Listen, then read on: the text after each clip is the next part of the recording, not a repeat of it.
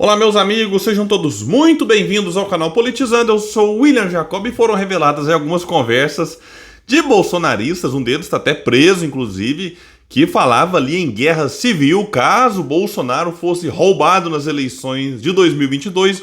Só que por trás dessa preocupação de uma guerra civil tem também um interesse financeiro em ter lucros. Vou explicar aqui, trazer algum detalhe. Será que essa turma tinha condições de dar algum golpe no Brasil, de liderar alguma guerra civil? Enfim, é coisa quase de maluco, mas vamos aqui tentar entender o que está por trás da intenção de alguns e também explicarei aqui o motivo da minha ausência nos últimos dias, de tratar aqui dos assuntos mais quentes e mais, enfim, que agitaram o noticiário político. Mas antes eu quero pedir a sua ajuda. Chegou no canal, viu que não está inscrito? Se puder, se inscreva, ativa aí o sininho das notificações. Deixa like se gostar do vídeo, se não gostar, manda o dislike, comenta, compartilha. Eu quero até agradecer. Nós passamos aí a marca de 174 mil inscritos e quando eu parei para gravar, a gente estava aí rumo aos 175 e a sua ajuda pode ser muito importante para isso. Então compartilhe, espalhe o vídeo. Vamos trazer mais pessoas para cá porque aqui nós lutamos por um Brasil melhor. E antes de falar do assunto principal desse vídeo, eu quero explicar porque eu não comentei sobre alguns acontecimentos mais recentes do mundo político. Eu tirei alguns dias para viajar de férias com a família, fiquei alguns dias em Mauá, tem parte da família da minha esposa que mora lá. Depois fui aí para Santiago e assim, já que o canal aqui é para falar de política, quero comentar rapidamente sobre alguns pontos dessa minha visita a Santiago, de alguns dias ali também, alguns locais próximos à capital do Chile, sobre a questão que envolve popularidade do presidente chileno, o Boric.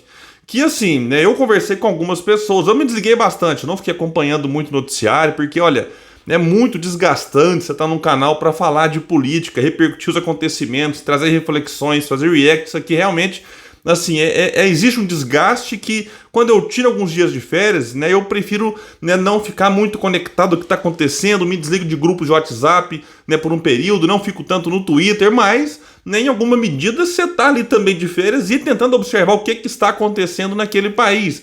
E eu conversei com alguns motoristas de aplicativo, com guias turísticos e olha, a aprovação do Gabriel Boric, que é o presidente do Chile, segundo as pesquisas, está em torno de 30%. Mas daqueles que eu conversei, é claro que você vai ter talvez algum segmento ou outro que gosta dele, que aprova, mas dos que eu conversei, a aprovação dele foi de 0%. Olha que eu conversei com trabalhadores.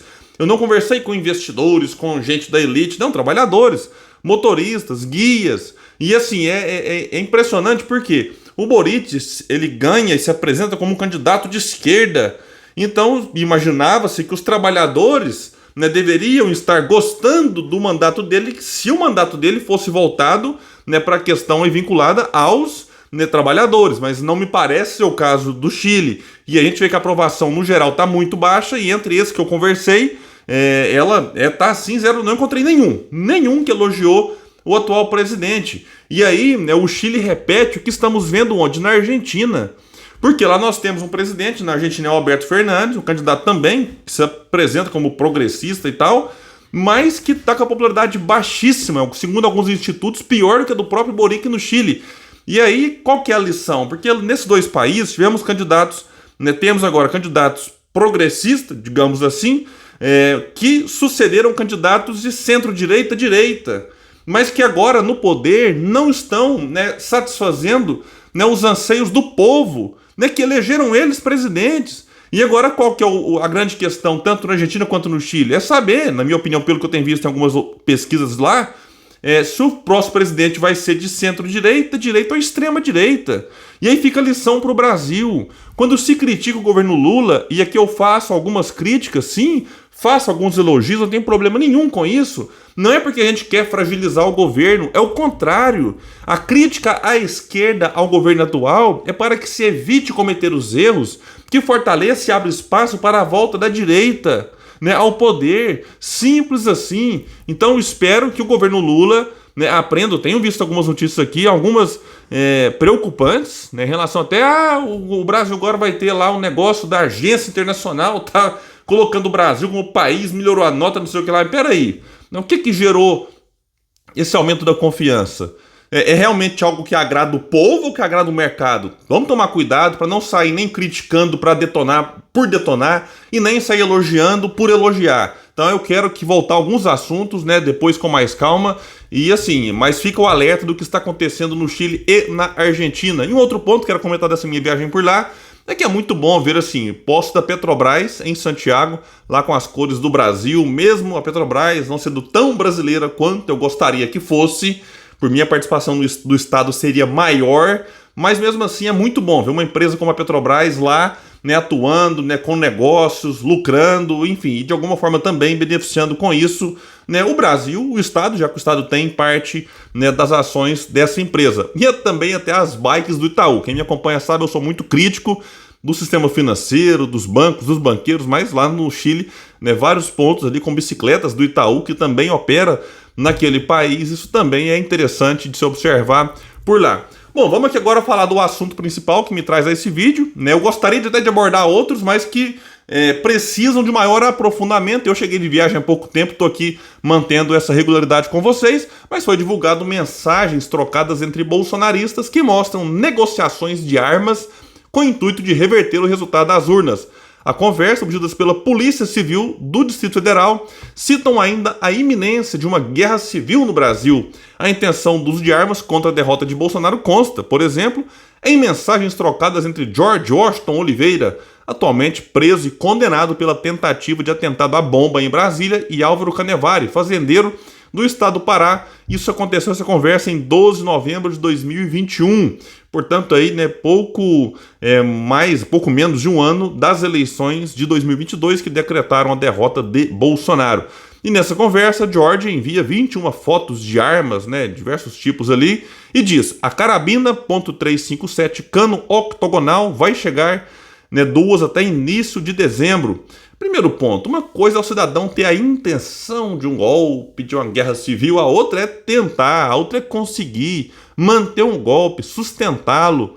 Para mim, esse aí ou esses aí poderiam, né, ser golpistas delirantes, mas que jamais teriam condições de fazer algo. Me parece que a intenção do George aqui era outra, já explico. Vai dizer que a matéria que também chama atenção, a mensagem 1 minuto depois de mandar as imagens. Disse o Jorge: dá para começar uma guerra, hein? Álvaro responde, o fazendeiro: o meu maior interesse é na carabina .357.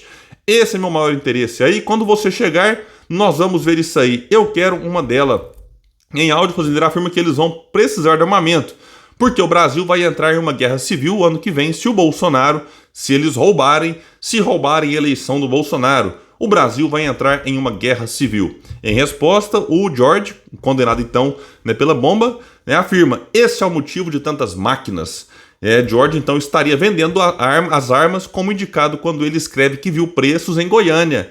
Abre aspas para o George: estou mais barato, mandou ao fazendeiro. Vejam bem, o George alimenta a esperança no fazendeiro, né, de uma guerra civil, né, esperança entre aspas, porque isso aqui seria trágico para o país. Ele alimenta essa esperança naquele outro lá que, se o mito for roubado, vai ter guerra civil e tudo mais, e o George confirma: opa, vai ter mesmo.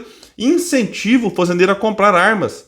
De quem? Dele próprio, do George. Então o patriota estava, né, lá oferecendo seus produtos, lucrando em cima de uma possível e ilusória guerra civil. Então, a pergunta que eu deixo aqui para o bolsonarista que ainda acredita no Bolsonaro, né, e também em tantos outros que se dizem patriotas, talvez o bolsonarista que está aqui me assistindo agora faz parte de um grupo que eu até acredito que, né, que foi iludido. Alguns já caíram a ficha de que foram traídos por Bolsonaro. Eu não condeno aqui, nesse canal nunca chamei bolsonarista de gado, porque eu tento entender as razões que levaram o povo brasileiro em 2018 a eleger Bolsonaro presidente. Então eu não condeno o eleitor, discordo profundamente da escolha, mas tento entender os motivos. Mesmo em 2022, vamos lembrar, Bolsonaro no segundo turno teve mais votos do que teve no segundo turno em 2018.